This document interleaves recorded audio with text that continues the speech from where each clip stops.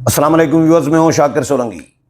Viewers, speaker Punjab assembly نے جو P T I کے 26 ارکان کے خلاف ریفرنس دائر کیا ہے الیکشن کمیشن میں، اب یہ الٹا ان کو مہنگا پڑنے لگا ہے۔ تنقید سامنے آ رہی ہے، اتحادیوں کی جانب سے بھی، اپنے پارٹی کے لوگوں کی طرف سے بھی انگلیاں اٹھ رہی ہیں کہ کیا کسی کی تقریر میں خلل ڈالنا کیا اس پہ نااہلی ہو سکتی ہے؟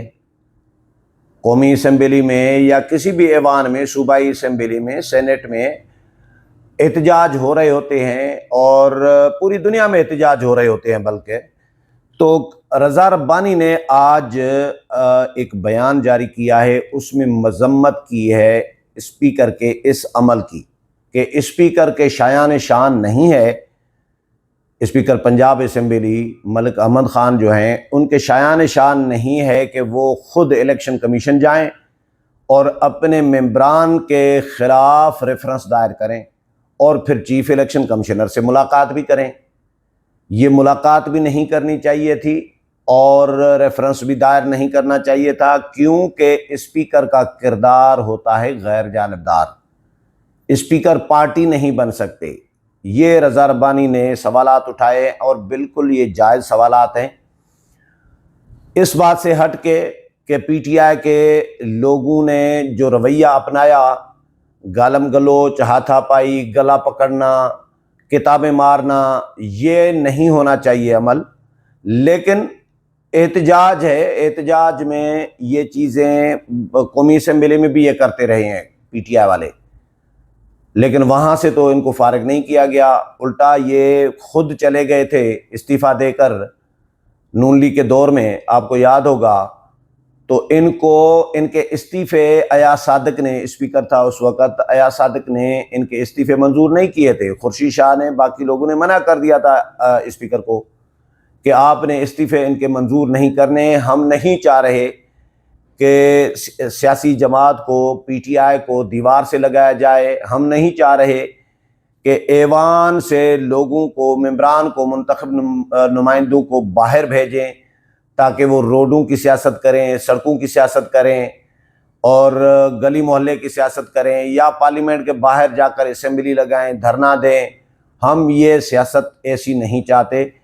جو بھی انہوں نے کرنا ہے پارلیمنٹ کے اندر بیٹھ کے کریں، وہ ہم برداشت کر لیں گے۔ یہ خورشید شاہ پیپلز پارٹی کا موقف سامنے یہ آتا رہا کہ بھائی ان کو پارلیمنٹ سے باہر جانے نہ دیں، احتجاج کریں، ہنگامہ کریں، گالم گلوچ کریں، ہاتھا پائی کریں، لاتے مکے گھونسے ماریں، لیکن وہ ادھر ہی کریں اور ہم ان کو مینیج کریں گے، ہم ان کو سیاست سکھائیں گے، ہم ان کو سمجھائیں گے کہ بھائی اس طرح کی سیاست نہیں ہوتی۔ پوری دنیا میں پتہ نہیں کیا کیا احتجاج ہوتے ہیں، کرسیاں چل جاتی ہیں ایوانوں میں، یہ بھی ہوتا رہا ہے۔ اور ابھی میں آج ہی کوسوو ایک ملک ہے، وہاں پہ انتخابات ہوئے فروری میں، اور کوسوو میں گدھے لے کر گیا ہے پارلیمنٹ کے باہر بندہ، پارلیمنٹ کے اندر گھس رہا تھا، اسمبلی کے اندر گھس رہا تھا۔ وہاں پہ ابھی بھی اسمبلی حکومت کمپلیٹ نہیں ہوئی، 41 بار اسپیکر کو منتخب کرنے کی کوشش کی گئی ہے۔ کتنی؟ 41 بار، 41، لیکن اسپیکر منتخب نہیں ہو پا رہا اور حکومت سازی کا عمل وہاں پہ رکا ہوا ہے۔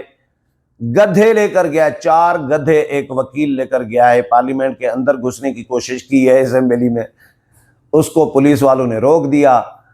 تو یہ انوکھا احتجاج ہوتا ہے لوگوں کا، مختلف احتجاج کے طریقے ہوتے ہیں، لیکن گالم گلوچ اس کی کبھی بھی حمایت نہیں کی جا سکتی، ہاتھا پائی اس کی کبھی بھی حمایت نہیں کی جا سکتی، لاتے مکے گھونسے اس کی کبھی حمایت نہیں کی جا سکتی۔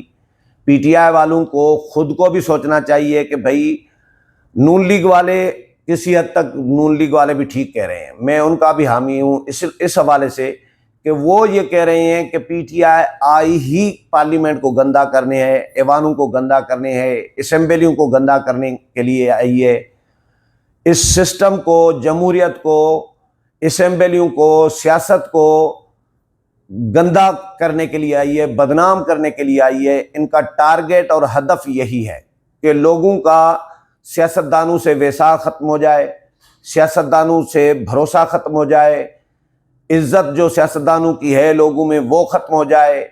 P T I us mission پہ گامزن ہے۔ تو اب یہ سوال اپنی جگہ پر ہے، لیکن رضا ربانی نے بھی بات غلط نہیں کی کہ مریم نواز کے تقریر کے دوران انہوں نے احتجاج کیا، تقریر میں خلل ڈالا۔ تقریر میں خلل وزیر اعظم کی تقریر میں ہوتا ہے، ایوان صدر مملکت پارلیمنٹ کے جوائنٹ سیشن سے خطاب کر رہے ہوتے ہیں تو کیا ماحول ہوتا ہے، اپوزیشن ہنگامہ کرتی ہے، احتجاج مسلسل چل رہا ہوتا ہے، صدر مملکت ہیڈ فون لگا کے تقریر کرنے پر مجبور ہوتے ہیں، لیکن وہ تقریر کر رہے ہوتے ہیں۔ بجٹ میں کیا ہوتا ہے، وزیر خزانہ جو تقریر کر رہے ہوتے ہیں تو کتنا شور شرابہ ہوتا ہے اپوزیشن کا، لیکن وزیر خزانہ ہیڈ فون لگا کے بھی تقریر کر رہے ہوتے ہیں۔ تو احتجاج تو سب کرتے ہیں، لیکن گالم گلوچ، ہاتھا پائی، لاتے مکے گھونسے، کتابیں مارنا، یہ گریبان پکڑنا، یہ کام ٹھیک نہیں ہے جو پی ٹی آئی کر رہی ہے۔ اسپیکر نے ان کے خلاف ریفرنس دائر کر دیا ہے۔ رضا ربانی صاحب کہتے ہیں کہ بھئی مریم نواز صاحبہ وزیر اعلیٰ پنجاب جو ہیں، ان کی تقریر میں خلل ڈالنے پر سوال یہ پیدا ہوتا ہے کہ کیا کسی کی تقریر میں خلل ڈالنے پر نااہلی بنتی ہے؟ کیا آئین میں کہیں ایسا لکھا ہوا ہے؟ نااہلی بہت بڑا فیصلہ ہے، نااہلی چلو سسپینڈ کرنا ایک اجلاس کے لیے، 2 دن کے لیے، یہ تو چلتا ہے۔ سسپینڈ بھی 15 اجلاسوں کے لیے کر دیا ہے۔ 15 اجلاس کا مطلب ہے کہ پوری اسمبلی ختم ہو جائے گی، ٹینیور ختم ہو جائے گا 5 سال کا، 15 اجلاس ختم نہیں ہوں گے، یا ہوں گے تو یہ اتنے ہی ہوں گے تقریباً۔ کیلنڈر میرے پاس نہیں ہے پنجاب اسمبلی کا، جو اسمبلی کا کیلنڈر ہوتا ہے اجلاسوں کا، لیکن اندازہ یہی ہے کہ پورا ٹینیور گزر جائے گا، ان کی سسپینشن ختم نہیں ہوگی۔ تو یہ سزا، اتنی بڑی سزا تو ان کو دے دی گئی ہے۔ اسپیکر جب تک سسپینشن آرڈر واپس نہیں لیتے تب تک تو وہ سسپینڈ رہیں گے، وہ نہیں آ سکتے اسمبلی میں، تو پھر نااہل کرانے کی ضرورت کیا تھی؟ اتنی بدنامی اٹھانے کی ضرورت کیا تھی؟